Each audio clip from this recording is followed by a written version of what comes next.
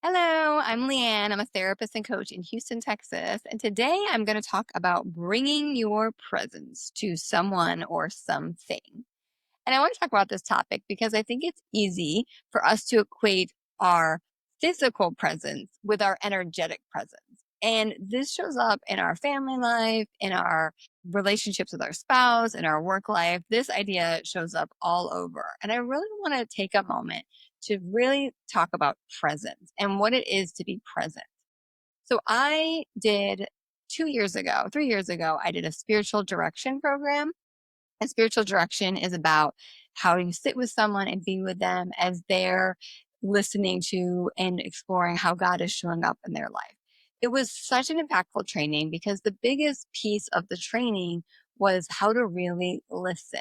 And as a therapist, we're trained how to be with people and how to listen. And this was another level of that, of this like soulful listening space. And the word I'll use to me when we're centered and really present is this way of dropping in. And so I can be like present, like I'm, or I can be present, like I'm here. And I think in our relationships, often what's missing, we're very present with each other, but we're not always so present. And we really want to check in with how are we bringing ourselves to our relationships. And I even think of our presence. This is a big thing with me right now with my home. It's spring. I'm spring cleaning. And a question I've been asking myself a lot is how do I want this space to feel? How do I want to feel in this space? And what is the static that's getting in the way of me feeling that way? And so when I'm just present in my space, I'm not really noticing my space. I'm noticing the utility of the space, the how the space is serving me, but I'm not noticing how I'm feeling in the space. And I think you see how that can apply to our marriages really easy. We notice how our marriages, we're utilizing our marriages, where we're not, they're maybe not as functional, but we're not always dropping into how we're feeling in our marriage and how we're making our partner feel in our marriage. And I find that it's the little things that shift the dynamic from a nervous system energetic space, from a how I'm physically responding to my partner and how my partner is physically responding to me. And so we want to really start getting more into with that. And of course, it'd be great for my husband to get into with how he's showing up, hint. But ultimately, I'm the one like that's doing this work and living this life. So I need to be really tuned into how I am showing up in my life. And so, an activity that I encourage you to do is observe your relationships. So often we're so busy living our relationships that we're not observing our relationships. And it's like bringing a consultant in a business setting. We bring a consultant in, they step back, they look at it, and they can see what we're missing. We can actually be a consultant in our own life. Can we stand back and notice?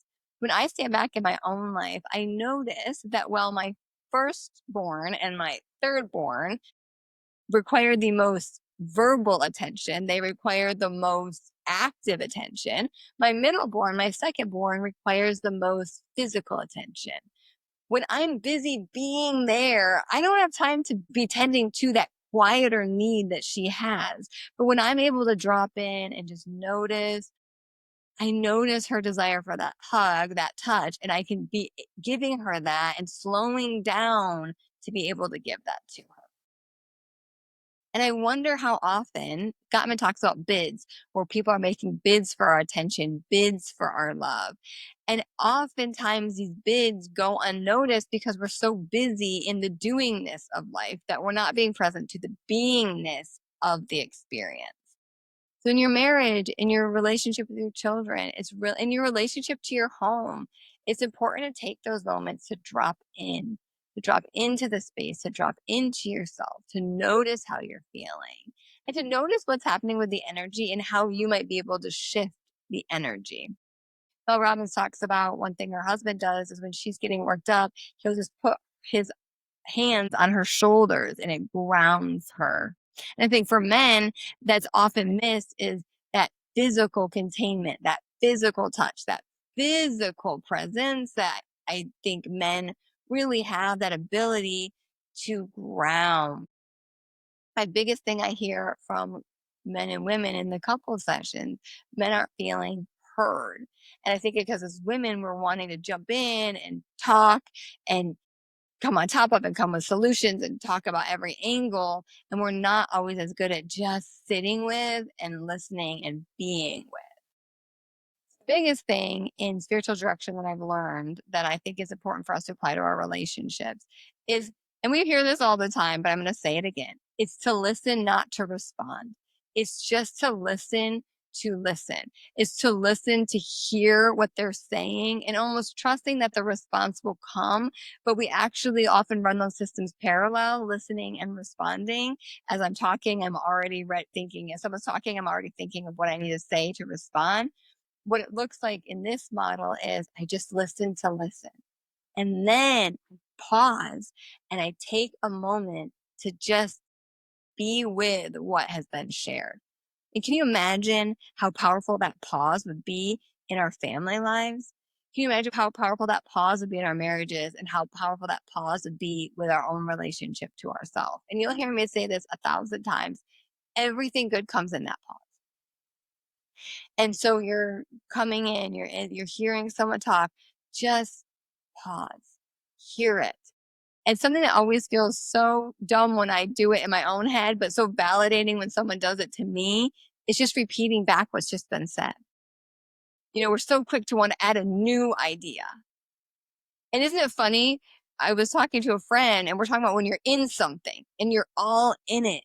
You don't want a new idea. You don't want someone to try to change your mind. You don't want someone to tell you how you should feel. You don't want it. The last thing I want when I'm heightened about something is someone else trying to change where I'm at. And so we're always trying to come up with new ideas when most of us just want our own, to be with our own ideas. And so as the listener, just reflecting that back can feel so validating, and it gives us that level of attunement that we're all seeking. So notice your own pattern, your own way, and these develop in our family of origin systems. They develop in our childhood. They develop, like, these are just the way we speak, the way we move. That's all stuff that we've learned. It's all stuff we can unlearn. So notice when you're with people where your thoughts go. Am I going to the next thing on my to-do list? Am I going to the thing I need to say to them? Am I going to advice giving? Just notice where your mind's going. Am I always distracted and not able just to be with them? Just notice that for yourself. Clock that. And then notice how you can start shifting that. How can I receive before I return? I think of it like throwing a ball.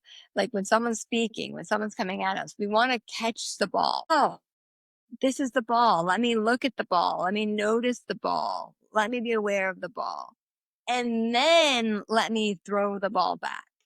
Otherwise, what happens is we start playing pickleball with that paddle where we're just ding, ding, ding. And the harder they shoot the ball at us, the harder we shoot it back at them. That's how fights start escalating. Things that shouldn't be a fight, that should be a discussion, turn into a fight because we're just returning it. The missing key is catching it. We don't want to be in a pattern of coming at us and coming at them, coming at us and coming at them. In life, this can happen in our relationships so often right now with the busyness of life. It happens with life. I'm on to the next thing. I got to do this. I got to do that. And can we just catch it, notice it, reflect it, and then instead of throwing it back, can we hand it back? Can we toss it back? And it's just really practicing this different way of being with people and this different way, honestly, of being with ourselves, to slow ourselves down, to allow ourselves to be in the discomfort of the pause, to really notice what comes up for us in the pause. That's where our clarity comes from for our own selves of what do I like and don't like? What do I want and don't want? It comes in that pause, that reflection, that noticing. And it's not a noticing here, it's a noticing here in our hearts, sinking in.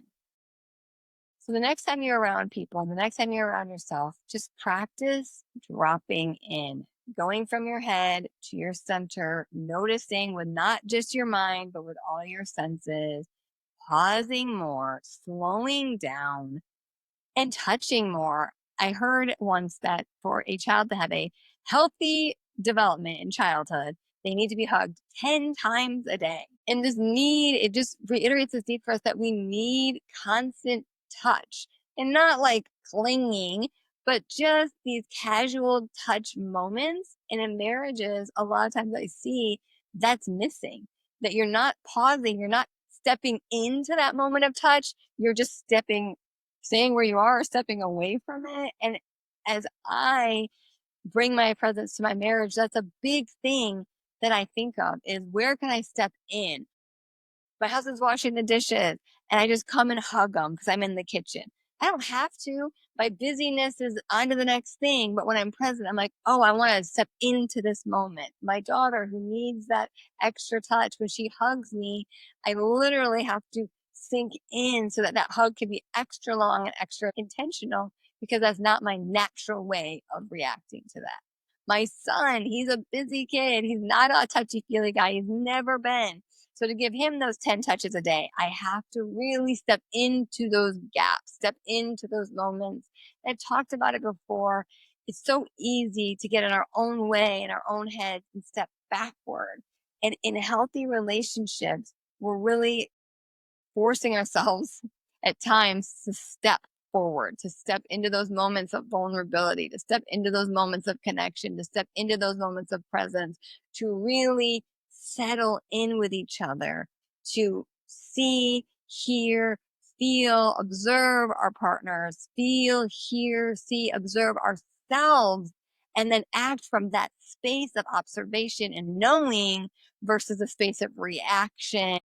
When we're in a reaction mode, we can't actually even see our partner. We're triggered by something and we're reacting from that and we're no longer able to see. So practice presence. Practice presence in your marriage, practice presence with your children, presence being that tuning in and also stepping forward in those moments of connection because we're all longing for each other and we're all longing from that connection for each other. And why not be there and meeting that need in gentleness and kindness versus staying stuck in busyness and task oriented mindset and missing those opportunities to connect. Happy connecting.